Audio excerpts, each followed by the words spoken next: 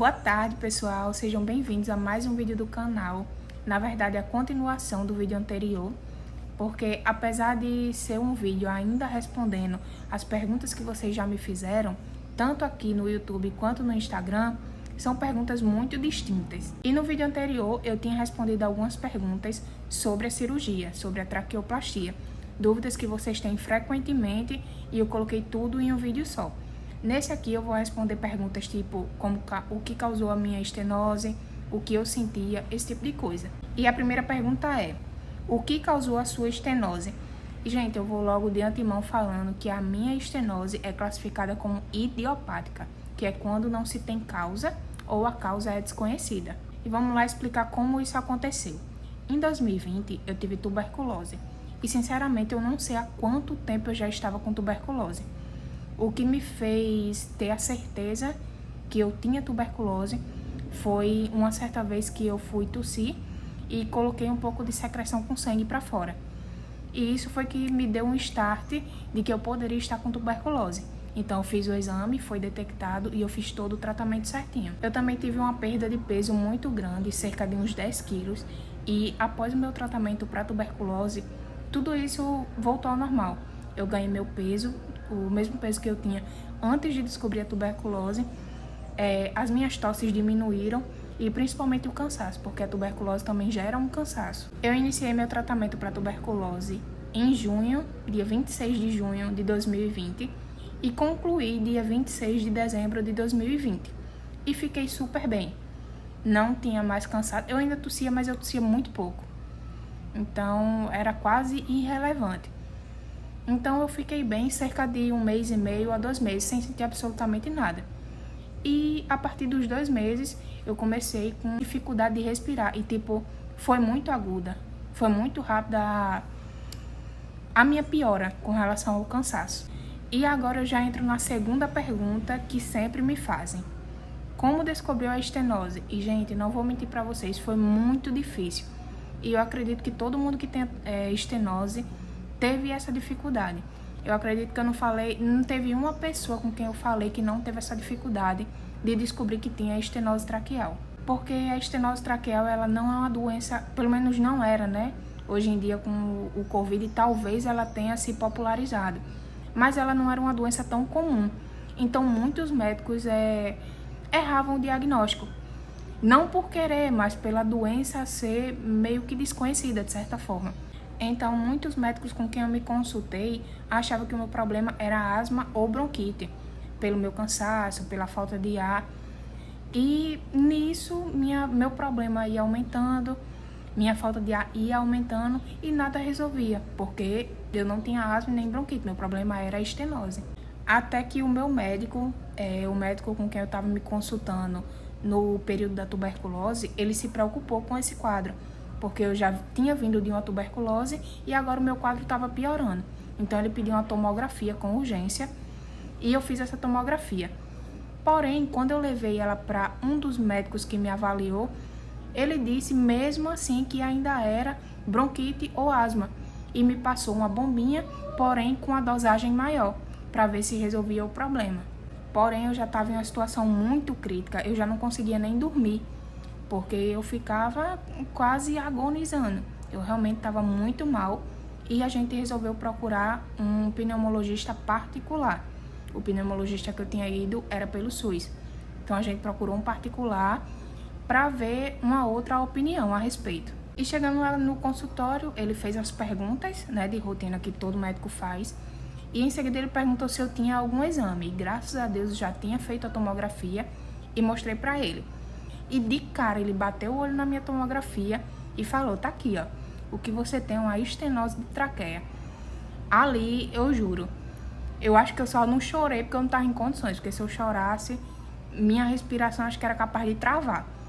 Mas eu fiquei imensamente feliz porque, enfim, eu tinha descoberto qual era o meu problema e aí eu poderia fazer todo o tratamento. Depois que ele deu esse prognóstico, né, que é um diagnóstico antecipado, ele me encaminhou para um colega dele, que era cirurgião torácico, para que eu pudesse fazer uma broncoscopia, que é o exame que é observado através de uma câmera e pode identificar se é uma estenose ou não. E aí ele me encaminhou para esse colega dele, eu fui para o colega dele, me consultei, marcamos a broncoscopia e aí foi quando eu fiz a minha primeira dilatação. E aí sim foi comprovado que eu tinha realmente estenose de traqueia. E agora vamos para a terceira pergunta. Quais exames fez? Como eu falei, eu fiz primeiro a tomografia, que foi onde conseguiu identificar primeiramente a estenose, e em seguida eu fiz a broncoscopia, que foi para comprovar mesmo, né, que é o exame de imagem. Quarta pergunta. Quais sintomas você tinha? A estenose ela tem 4 sintomas. A falta de ar, a tosse, o chiado na garganta e a alteração de voz. Entre esses 4 sintomas, a única coisa que eu não tive foi a alteração na voz. Mas o chiado na garganta eu tinha e era altíssimo. A falta de ar eu também tinha. E a tosse, constantemente. Eu chegava a ficar com dor de cabeça de tanto que eu tossia o dia inteiro. Quinta pergunta. Sua estenose está localizada em qual região? Minha estenose fica próxima da carina, ou seja, ela é uma estenose muito baixa.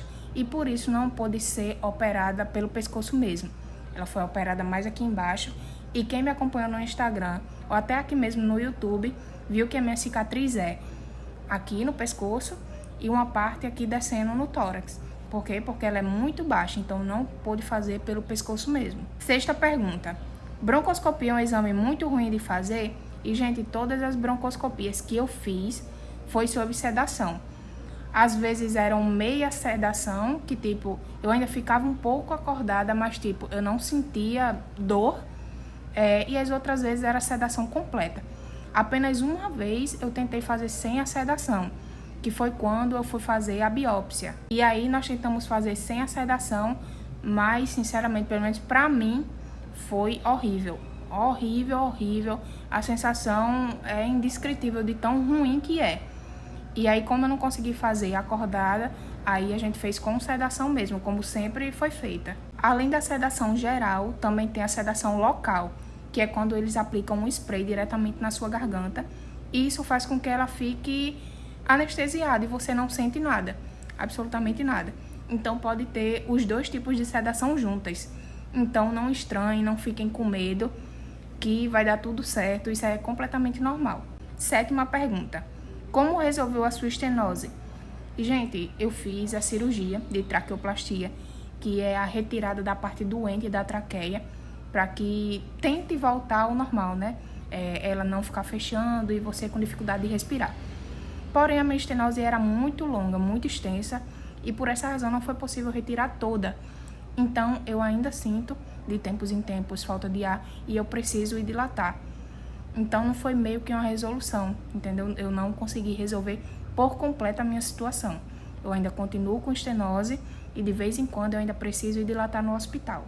Oitava pergunta. É possível ter estenose sem ter sido entubado? E sim, é possível. É o meu caso, inclusive. Eu nunca fui entubada. O único problema de saúde que eu tive foi uma tuberculose. E imagina-se que a estenose foi sequela da tuberculose. Então, eu não precisei ser entubada, mas mesmo assim desenvolvi por outra razão, que no caso é a tuberculose. Porém, isso é só especulação, porque nunca foi comprovado. Eu fiz 2 biópsias e mesmo assim não deu nada. Então, a minha estenose ficou como idiopática. Nona e última pergunta.